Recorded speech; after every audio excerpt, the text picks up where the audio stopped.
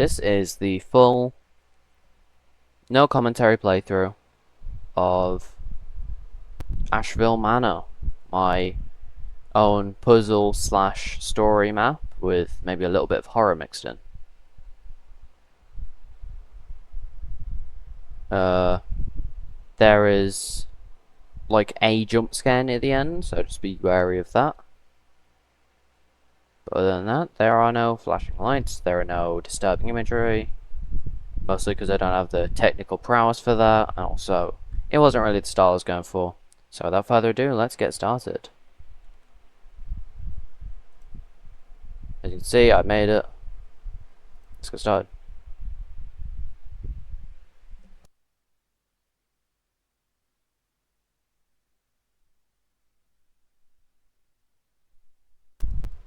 I'm going to be reading the things. So, this is the place. The boss gave me this address. Apparently the house is smaller on the inside, and that's cause for suspicion. 30 odd years after his wife's death, the homeowner disappeared. They said it was like he never existed. No relationship, no kids, no will, nothing. All except for this house. But of course, the door's locked.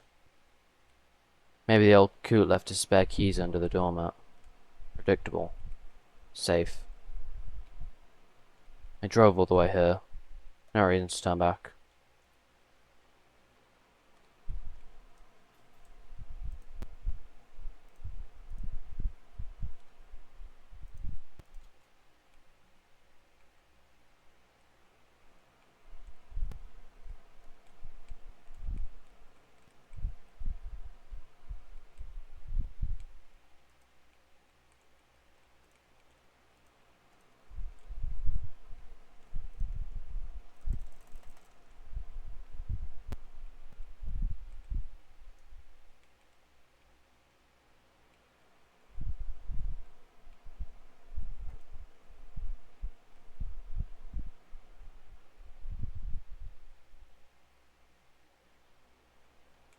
What? I thought we were in a forest.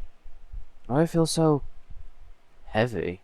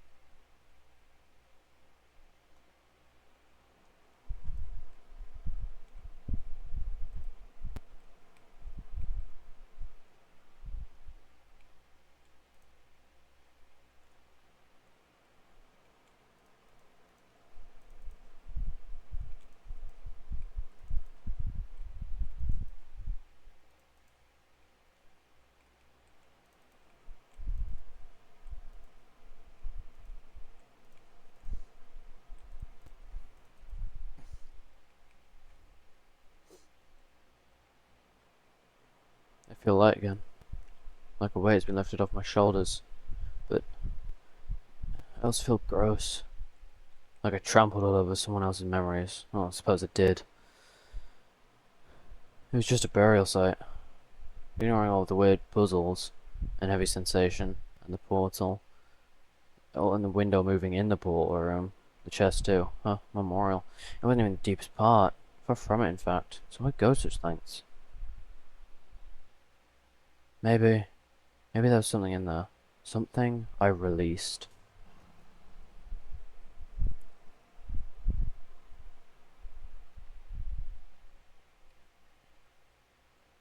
Don't be shy. Have a seat.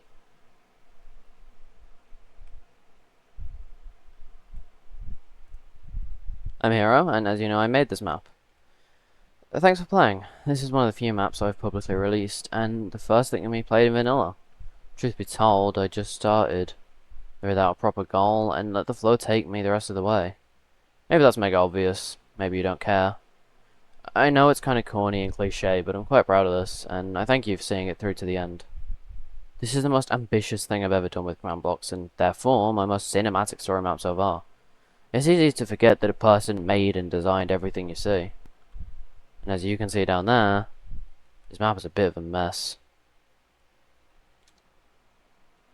Don't be afraid to create. As long as you have fun doing it, then nothing else matters. And I had a lot of fun making this. Love it or hate it, I hope you remember this for a while. So yeah, thanks. My socials are on the signs behind you. Discord, server, Blue Sky, YouTube, yada yada.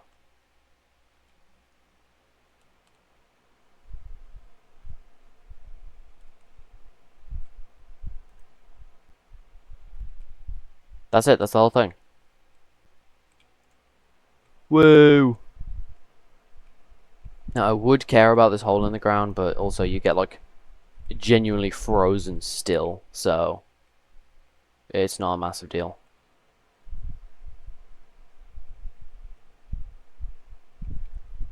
Yeah, this is one of those... okay, so now that I've gone through the full playthrough, the full guide, I'm going to talk about the process. So, I literally started with this room. This room was the first thing I built. And I was kind of just going without a goal, but I knew I wanted a kind of outdoor courtyardy kind of aesthetic. Obviously you can see like the command blocks from inside, but I don't really care a huge amount about that. It's part of the charm. It's not. I'm just lazy. So yeah, I started with this. And originally I was just going to have it be like this, where you fall down, and then you come up through here. And then, you know, the maze would go in there and lead somewhere. But I figured, like, that's not really very convoluted, and a maze feels like a kind of endgamey thing, in my opinion, for a puzzle. So, obviously, I added this room, which is like the graveyard, which, based on the context of the intro text of 30 odd years after his wife's death, you know, this is obviously supposed to be the wife's grave. Hopefully players will spot that. If not, I might change the button to be something slightly more obvious, but I do want to have it be concealed a little bit, so... obviously this changes. It changes direction, but it makes it look like the nose is just gone. This just pulls the block up, which activates the observer, which, you know, brings that down. So you climb up here with the newly acquired button. Because I needed to have a way to get the button, and I thought of this, and it was really cool, because you're going to see the chest normal. You might open it because it's a chest, but there's nothing in there, and then when you come out, there's got to be something that makes you think to check the chest again. And I didn't want to do that with just a sign or more dialogue saying, huh, I think something happened in that chest. I also had the graveyard in such a way that it was kind of tucked away a little bit, so when you turn the corner you go to get the reveal. Oh my god, it's a graveyard. I don't know, very small graveyard with one grave. You climb up, and you know, you probably have a bit more of a look about because there's nowhere else to go. Hopefully you spot the... whoops. I forgot that I'm not in Look, I'm in creative mode. But yeah, hopefully you spot the children's bricks. Go on there, hit the piston, check it out. And you know that now this is opened up. This is what I was saying about the item frame, where it just gets held down by the item frame and makes it so that you can't turn back. This is so that you can come up here, get the lever, and then you can't just immediately go back through. You kind of got to do this. This is supposed to trip you up. If you're not looking straight down, or you don't turn around, if you're just like this, you might not even notice that there's anything there. And therefore, and because of this little wall here, you wouldn't notice that there's something blocking your path. So you're confused, obviously, and you turn around, and then obviously you see it. This is probably the cheapest thing I've ever done. None of this is pistons. None of this. This is just a. Look, let me peek into the inner workings. So it's a piston and two set block command blocks. So that when the lever's off, the redstone torch activates this command block and fills it with stone bricks. When the lever's on, the redstone torch deactivates. This gets powered by this redstone line and fills it with air. I've got a couple of blocks around here, just so like when they take it, they're going to put it down somewhere, and I want to be able to just easily grab it without having to run another command when I want to reset. So yeah, then you do that, you come all the way back around, and if you haven't checked this area, you'll probably check it since it's the only one. If you did, you will have noticed the smooth stone, noticed that it's like different, and then obviously the fact that it's smooth stone on the level. You walk through. I really like this because it's like you do the maze and then you backtrack over it. Like it's a different, similar kind of mazy puzzle, but it's not a new room. The thing I'm worried about is this not being obvious enough with this thing that you do. I also had to lower the player speed so they can't just do that. So yeah, this, I'm worried that players might not notice that you can do this, but you know, once they figure it out, like it gets used out the entire rest of the thing, they'll probably notice something's up. You fall down here, and this is really interesting, right? You might have noticed, but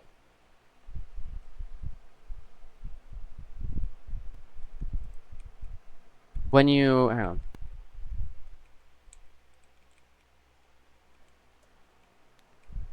When you're in the house, here, there's no window, it's just a stone brick wall. It looks like it's some weird, like, you know, like a cover memorial, so that people don't go like, hey, why don't you have a, like a memento of your dead wife, you know? And then the stone brick might just be for aesthetics. You can see there's a window here, no window there as you walk in. Hopefully you notice the portal. This looks like an exit-y kind of room. Right. You look at this and think, okay, this is the end, especially with the yellow floor. And then, as you come up through here, come through, and all of a sudden the windows have changed. There's a window here now, and there's no more glass here, so you can't see back into this room. You go through the portal, and what it just does is it's two command blocks. One of them's on a repeater. The first one dismounts you, and the second one, like they both use ride commands. The first one dismounts you, and the second one mounts you onto this orange one. And as you can see, it's one way, doesn't go both. Just because that'd be annoying. You go in, and then it rides you on this, and all of a sudden the pressure plate activates, and you just back and forth. You know, classic sand puzzle, nothing interesting here. I kind of just placed the pistons willy-nilly. I couldn't have much creativity because it's a small space and the sand can't really go onto the edges or corners with very much. You can see I even had to squeeze some into the walls. But look, I think I did a good job, and and there's enough pistons and levers where it is confusing. York up here gives you blindness and slowness, and you already can't jump. All of this is dialogue. These two are playing sounds, the explosion and the dragon roar. I believe teleportation, effect clearing,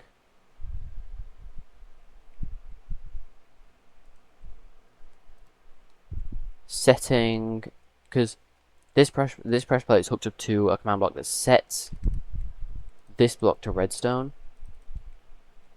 I think there's also one that resets your movement speed somewhere. No? Huh. Guess not. Moving on. What else is there to obviously up here? I created a mannequin of myself. Again, as you can probably guess, this is all dialogue. Don't know why I covered it with cushions. I was going to have these run commands when you click on them, but I couldn't find any up-to-date sign generators, so I guess not. This just teleports you down, puts you in creative mode, and resets your jump strength. Oh wait, no, I think the resetting movement speed is actually underneath this pressure plate as well.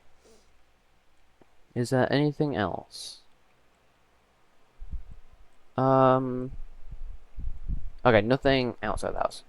So, as I showed in the spoiler-free one, the door just uses clone commands. So it fills in this 2x2x2 square area and this 2x2x2 square area.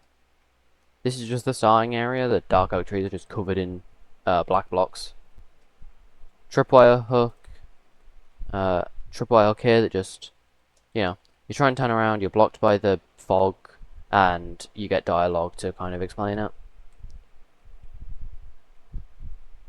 You can kind of see now, like, that's the glass. This just plays the shield, I believe, break noise. And, again, this is another one that's interchangeable. Since the clone command for this is just always running, so that, you can't open it, it's kind of locked. This, you probably guessed, but the shears it gives your on one durability, so you break the blue carpet and they're gone. Realistically, I think you could beat this escape room with like only one inventory slot. I think that's everything. I haven't really showed off the starting room too much, but like I did that in the last room. This is a command block that runs as you and at your location, just to teleport you relative to yourself for a nice smooth. It's like you're pressing the button and then it spawns this stuff. And obviously, since these are both just hooked up to the same redstone line, shears, teleport, and then the rest of this is dialogue. Unfortunately, the timings for the dialogue are a bit weird because, repeaters are finicky, and so much of this is just hanging off of like redstone lines because for some reason I can just never get chain command blocks to work for some commands, and I've got no idea why. So yeah, I think I cooked with this. I think I did a pretty good job, all things considered. And I'm glad to have been able to make this, and hopefully you guys enjoyed that just as much as I did. Maybe you didn't playtest, but if you have any feedback, like, I'll appreciate it so much. I had to, like, these walls are so uneven because, like, I have to prevent players from just, like, walking up from the side. This area especially was quite difficult because when you're here, I don't want you to just be able to walk across here, so obviously I've got to block that off. But then I don't want you to be able to walk on there. I kind of have to, like, really heavily coach players to follow a certain path. Since if you go out of bounds, there's nothing really keeping you in bounds aside from just the level itself. I didn't put any barrier blocks down, which was probably an oversight. But it's small enough of an oversight that I don't actually care to fix it at the moment.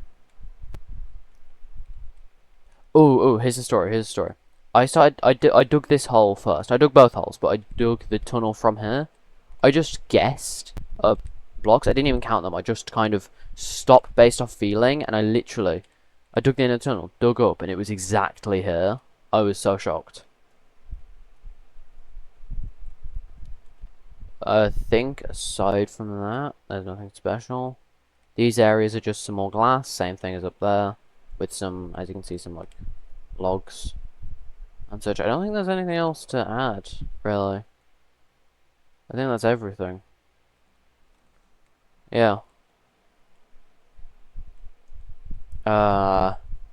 As for what the thing you released is, I don't know. I just kind of like, this is, like, it says keep out and stuff, and obviously that's in part so that people don't, like, mess with the grave and disrupt the dead or whatever. Right. It's a memorial, you should be like careful about that kind of thing. But also, I realize this memorial, you come into this door, you just keep walking forward, and then just go around here, and it's just right there. So then, like, all the rest of this must be for something. And what you've done is you've gone in is you've not only left that door open, but you've also opened that area.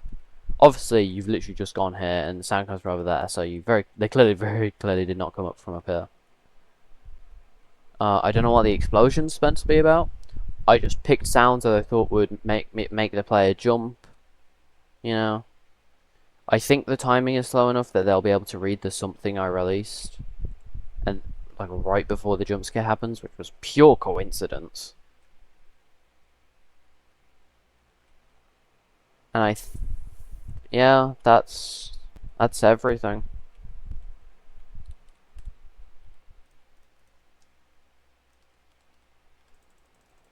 Hope you enjoyed. Bye bye.